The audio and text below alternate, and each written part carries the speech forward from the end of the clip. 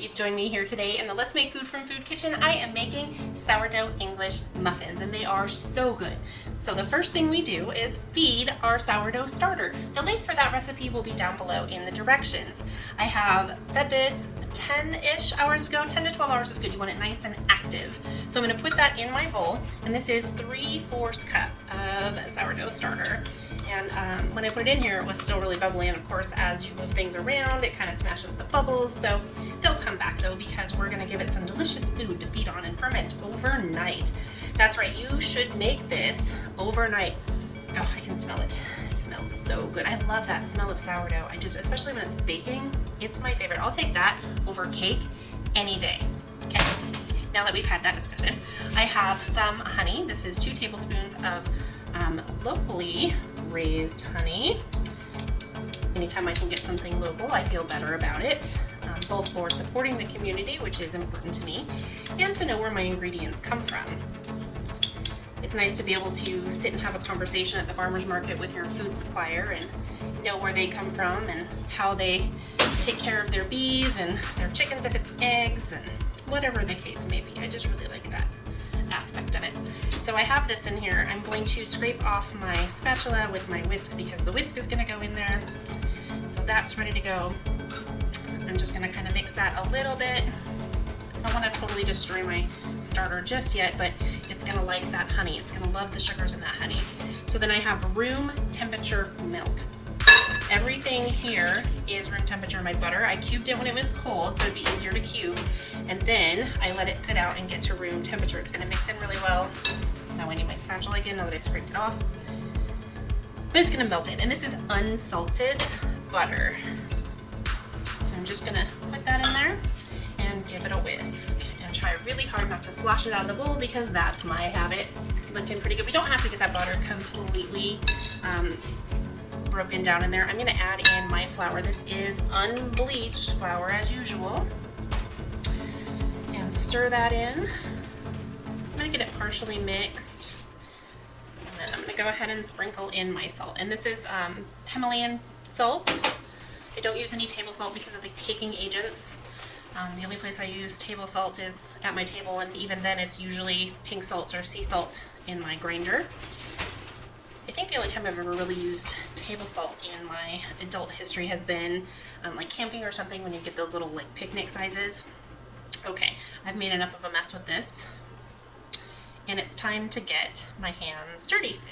So I'm just going to scoop and fold it like I kind of do with my breads. I want to get everything nice and incorporated, and then I let it rest for about a half an hour, and that lets everything kind of autolyze and get absorbed into the flour, and then after that half hour we're going to do some kneading. So once everything's off the bottom of the bowl and not little flakes and chunks of flour, I want it all mixed in my ball, and it should be kind of smooth. It should not be super sticky. It should just be really smooth, but it should be light. It shouldn't feel like you have to press really hard. I hope I'm describing this nicely for you. This is what it should look like. So as you can see, I can easily push it, and I don't have to use all my strength to do it. So what I'm going to do is I'm going to cover this, and I'm going to let it sit for a half an hour, and then we're going to come back and do some kneading. Our 30-minute resting time is up, and I am just going to remove my plastic wrap, but I'm not going to throw it away because I'm going to knead it here in about 5 minutes. Just going to set it aside and dust my table with some flour. Just enough to keep it from sticking to my table, and it shouldn't stick too bad anyway because this isn't supposed to be sticky like our sourdough is. So I'm just going to knead it, and check my watch, for 5 minutes. And I don't need to put a lot of muscle into it. We're just getting our dough nice and worked over to get those nice stretchy glutens happy and put them to work to make us some delicious muffins in the morning. The nice thing about these muffins is that they can sit overnight, and then you roll it out and then cut out your circles in the morning and let that rest for an hour while you drink some coffee, and then you can enjoy some beautifully fresh English muffins. You can also do this in your stand mixer if you have one, with your dough hook, and just set it for that same 5 minutes on low speed. We don't want to go fast with it, so just a low speed on your stand mixer. And I have one, but I decided today I'm just gonna do it the old-fashioned way, which is by hand. The old-fashioned way is by hand. All right. As you can see, the texture and consistency of my dough has indeed changed. So I'm going to take this lovely little ball and I'm going to put it right back in the same bowl and cover it up. This needs to sit for 8 to 10 hours. You could go as long as 12 hours, but I wouldn't go much past that because you're going to lose some of that nice fermentation bubblies, because your naturally fermented yeast needs food at that point, and then it'll start to shrink back down, and we don't want that. So I'm just going to set it over here. I'm going to clean my table. I'm going to go to bed, dream about sourdough English muffins with maybe some homemade rashers. I'm not saying I'm making those, but I'm making those to make some wonderful breakfast sandwiches. I'll see you in the morning. Good morning. We are back from our good night's sleep. At least I hope you had a good night's sleep. As you can see, our sourdough English muffin dough has risen beautifully. So the next thing we need to do is take off our plastic, and we can just set it aside. I need to dust my table again with flour. And we just need to turn it out onto our floured table. It should just nicely, oh, it's so fluffy. So fluffy. Love it. Okay, we're just going to gently with our hands press our dough out to about 1 inch thick. And as you can see, it happens quickly, easily, no problem. Try to get it as even as you can so that your muffins cook evenly. Okay, the next thing I'm going to do, I have some cornmeal. You can do fine grain or medium grain. And then we just are going to sprinkle it all over our parchment paper. This helps keep it from sticking, and it helps keep the muffin itself from burning, although it is possible to burn it, so it doesn't matter how much cornmeal you use at the end of the day. If you cook it on high for an hour, it's going to be burnt. All right, that's plenty, I think. Oh, I missed a corner. So you're pretty generous with it. Okay, so the next thing, we take a cookie cutter. This is a 3-inch. You can use a round. This was a little flour. As you can see, I bent it out a little bit. The other thing you can use if you don't have a cookie cutter is a glass, like a wide mouth glass of some sort, and turn it upside down.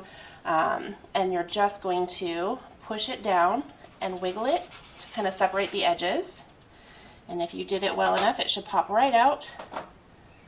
I didn't do it well enough because it didn't pop right out. So I'm going to just try and use the edge to work its way out. Just like that. And it's okay, you can just kind of fix those ends. And so this is what you should have. And then you just set it right on your parchment. And then, make sure I'm using the right side.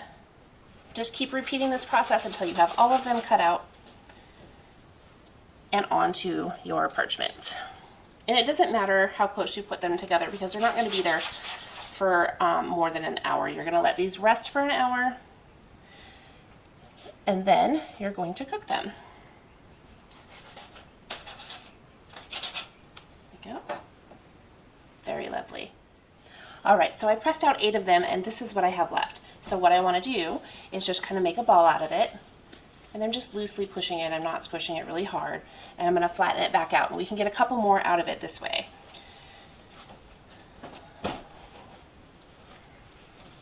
And just push it right back down to about that 1-inch size, and you'll be good to go. Okay.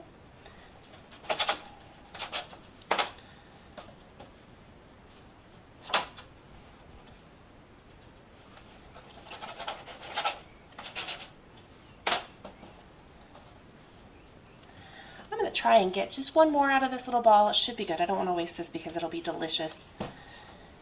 Yeah, that'll be perfect for one more.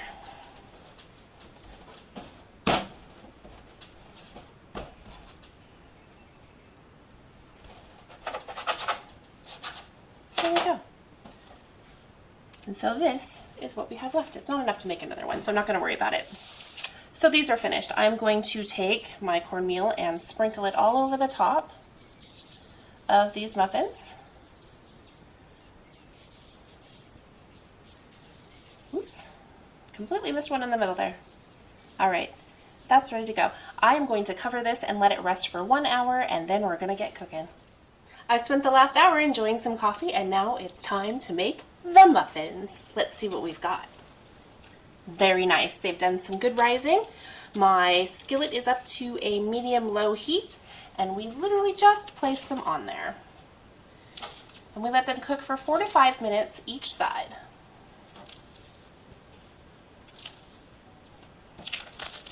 This cornmeal really helps them not stick to the griddle. Oops, I'm gonna get a little more on that one. There we go. And what we want to look for is the sides, after we flipped them over and some time has gone by, that when we push on the sides, that it comes right back out. If you push on it and it stays in for a minute, they're not quite ready yet. All right, it's time to check and see how we're doing. And I'm just gonna lift it up and see how it's browning. I'm gonna go ahead and flip them over. And they should just have a nice light golden color on it, as you can see maybe right here. And then we continue to cook it for another 4 to 5 minutes. At that point, we'll do our side check to see if we need to cook it a little longer or not. Okay, there went the timer. It is time to do our little side check. So let's just push on it. It popped back. It was a little slow. So I think that what I'll do, yeah, they're not quite ready. So what we do is just add a couple more minutes and continue cooking. So I added 3 more minutes, seems about right. And we'll check them again. Something that you can do if you pull them off and they've already cooled and they're not quite done is you can pop them in the oven at about 200 degrees for a couple more minutes, and that might help finish that cooking process. All right, let's give it another check. Our timer went off and I just want to see. We are getting there. I'm going to go ahead and flip them over again so that they brown evenly as they continue to cook. These are ready to go. I'm going to go ahead and take them off and let them cool on my plate here, and then we'll slice one open. And after these have cooked and cooled, you can toast them. You can just eat them the way that they are. Make breakfast sandwiches. Just have it with some honey and some butter, some jam, whatever you want to do with them. They're delicious. They're great for breakfast by themselves, whatever you want to do with them. I want to thank you for joining me today, and I hope you enjoy making this recipe. From my kitchen to yours, let's make food from food. That's one bored puppy.